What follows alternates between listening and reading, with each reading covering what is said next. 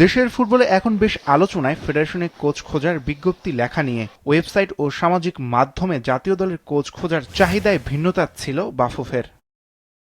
এছাড়া আগামী জুন উইন্ডোতে বাংলাদেশ যে দলের বিপক্ষে আন্তর্জাতিক প্রীতি ম্যাচ খেলবে সেটাও বেশ আলোচনায়, কারণ দলটার নাম সান মারিনো, যাদের র্যাঙ্কিং ফিফার তালিকায় সবার নিচে 211-তে।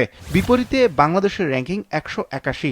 তবুও ফেডারেশন তৃপ্তির ঢেকুর তুলছে একটাই কথা বলে, ইউরোপের এটাই হবে বাংলাদেশ ফুটবল দলের প্রথম সফর। আর যে দলটার বেশ কিছু ফুটবলার খেলে পাশের দেশ ইতালিতে। লাল সবুজ দলের ফুটবলাররা অবশ্য ম্যাচটাকে দেখছেন এ বছরের সাফের প্রস্তুতি হিসেবে। টিম আমাদের খুবই ভালো ভালো ভালো প্লেয়ার আছেন, হামজা ভাই আছেন, সমিত ওরা আছেন, সবাই আছেন। তো আশা করছি আমরা কনফিডেন্ট, আমরা যে কোনো টিমের সাথে এখন হেড টু হেড আমরা লড়াই করতে পারি।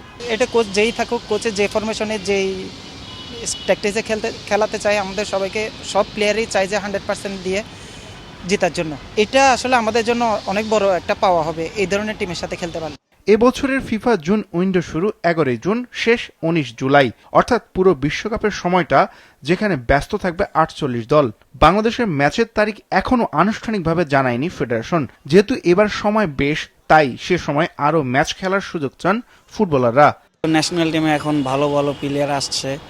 আমার দৃষ্টিতে আরও ভালো ভালো টিম বা আরও অনেকের সাথে ম্যাচ খেলা প্রয়োজন এখনকার ন্যাশনাল টিমের। তো ফেডারেশনের চিন্তা আছে এই বিষয় নিয়ে, হয়তো তারা আবার অ্যারেঞ্জ করবে, বাট আপাতত যেহেতু একটা তাদের কাছে মনে হয়েছে হয়তো এটা ভালো অপরচুনিটি। অ্যাকচুয়ালি আমরাও মনে করি যে কোনো টিমই হোক ইউরোপের সাথে আলাদা একটা এক্সাইটমেন্ট থাকবে আমাদের জন্য ভালো হবে। সান মারিনোর চারদিকে ইতালি, আয়তন মাত্র 61.2 বর্গ কিলোমিটার। 1990 সালে সুইজারল্যান্ডের বিপক্ষে প্রথম ফিফা স্বীকৃত ম্যাচ খেলে তারা। 2004 সালে লিসেনস্টাইনের বিপক্ষে 1-0 গোলের সাফল্য, দেশটির ফুটবল ইতিহাসে প্রথম জয়। এখন পর্যন্ত 223টি ম্যাচ খেলে মাত্র 3টি জয় ও 11টি ড্র করেছে সান মারিনো। সবগুলো জয়ই লিসেনস্টাইনের বিপক্ষে।